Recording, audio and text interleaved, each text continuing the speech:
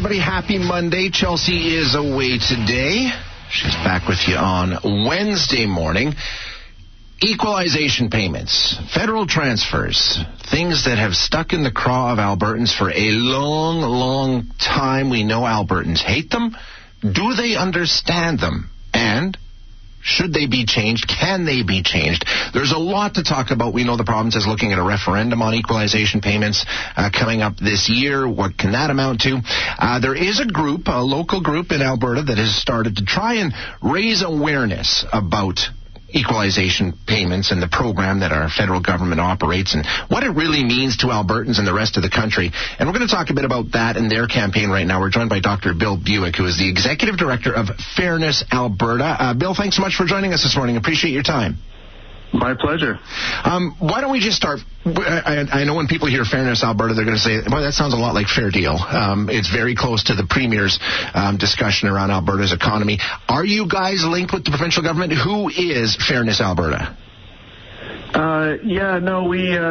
coined our name before the Fair Deal panel was announced, and it's a group of folks that have just been frustrated over the years at how much Albertans have contributed to Canada and continue to contribute with getting sort of not much support in return and sometimes worse than a lack of support, and then B, just a lack of kind of understanding of all the ways that Albertans have been contributing, some of the big things that we could fix to make the country more fair, and just how tough it is for a province with 11% of the population to get some of these changes on the table.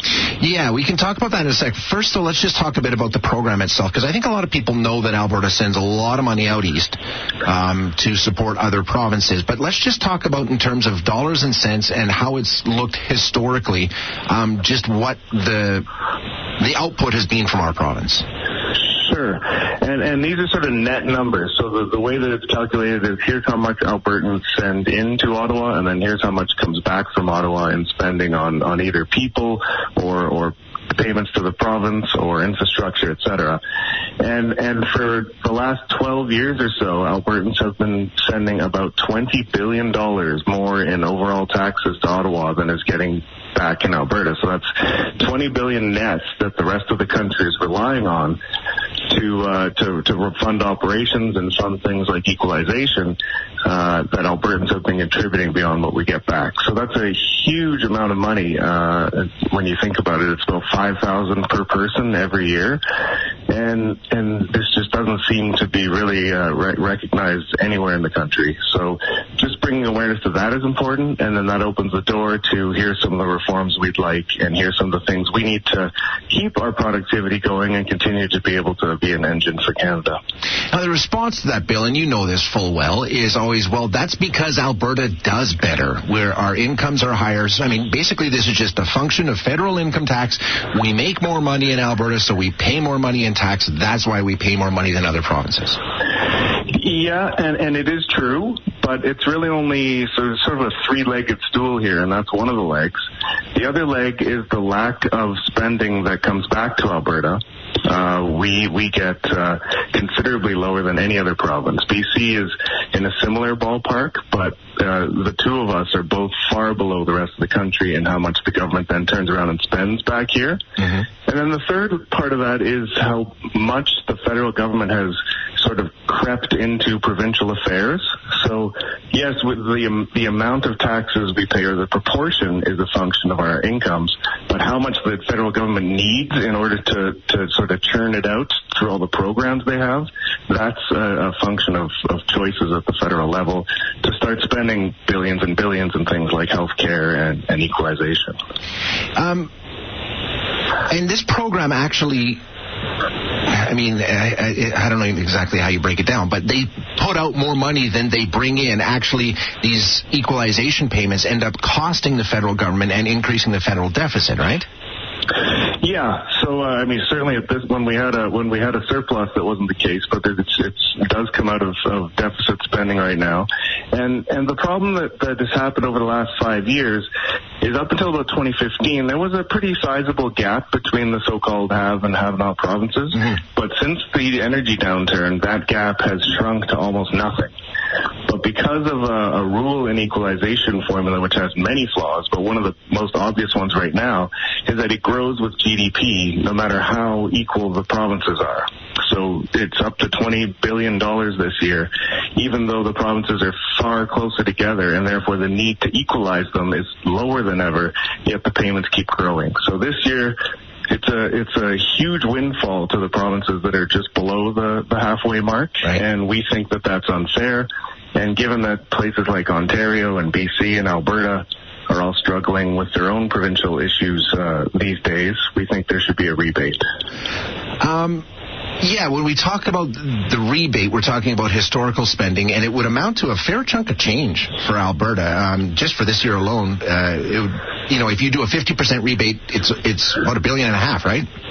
Yeah, we put in, so out of that $20 billion a year, just to remind the bigger context, $3 billion of that or a little more goes to equalization. So if we could realize that equalization is really not needed much at all this year, and the provinces in places like Alberta and Ontario and BC actually have to pay a lot higher salaries and spend a lot more on those services. So really there's no reason for equalization hardly at all right now. So it's a big overspend, and it's unfair to the people that keep paying into it every year and get nothing back. So we think it's a good time to show some good faith and maybe just cut the program in half and rebate that to all the provinces, and that would get us about $1.5 billion. And in Ontario, it would be about $4 billion they'd receive from what they pay into it, given the size of their population. So I think sometimes Albertans feel like we're all alone on this, but on something like equalization reform, 70% of Canadians would benefit from it, given that Ontario, BC, and Alberta are all contributing provinces. Now, Bill, correct me if I'm wrong, but it would seem to me that Alberta has been paying in a lot of money because Alberta was doing extremely well for a number of years, especially in comparison with a lot of the other provinces. So therefore, we were putting in a lot more money and getting a lot less back. Now that you say, as you say, that income gap has sort of shrunk and it's almost we're on a level playing field, would our net cost not only reflect that, and could we not soon be in a position here in Alberta where we actually are receiving federal funding due to the fact that our income has dropped so far? It will definitely affect that $20 billion a year number. It won't be that high this year, for sure. But the equalization, it's a long ways, particularly because of the way that they factor in resources. We would have to have a sort of a decade of continued stagnation to become a have-not and register. So the $3 billion we spend in equalization will continue because, just from a function of how many people we are in the province or in the country, and then the fact we get zero in return. So that one's always a big net loss and will continue to be so. Now, we talk about Alberta, and we know how Albertans feel about it, but you recently did a survey that shows the majority of Canadians, actually, 53% of Canadians believe that this system that's in place right now is unfair. It's 54% in Ontario, 56% in BC, up to 74% here in Alberta. So it's not just Alberta that feels this entire system needs to be looked at and perhaps revamped, right? No, I think it's always going to be controversial when you're taking a program that basically takes money from everybody and then only gives it to certain parts of the country.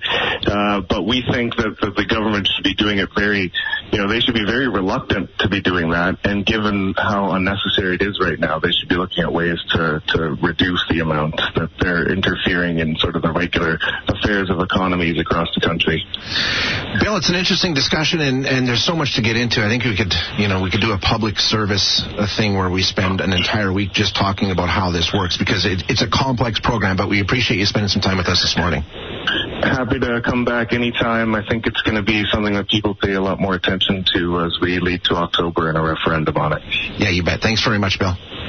Okay. That's Dr. Bill Bewick, who is the Executive Director of Fairness Alberta, a nonpartisan group. Some names involved with Fairness Alberta you will recognize. David Dorward, who is a former PC MLA. Ted Morton is involved with them. So there's a lot of movers and shakers in terms of provincial politics involved with Fairness Alberta.